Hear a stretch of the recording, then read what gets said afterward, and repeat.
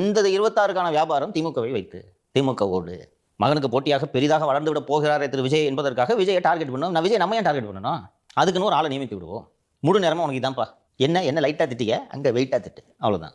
அது நடந்துகிட்டு இருக்கு பார்த்தீங்களா நீங்கள் அதுக்கு முன்னாடி அந்த ஸ்டாலின் வீட்டுக்கு போகிறதுக்கு முன்னாடி சீமானோட கூட்டங்கள் எல்லாவற்றையும் பாருங்கள்.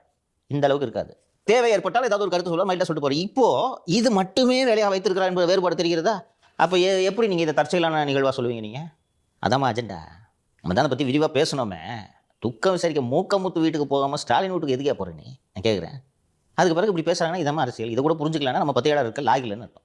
மக்கள் புரிந்து கொள்வார்கள். புரிஞ்சுக்கிட்டாங்க சார் மக்கள். ஆமாம், உணருது. என்னோட இலக்கை அந்த திடீர்னு மாறுது. ஒரு காரணம் இருக்கணும் இல்லையா?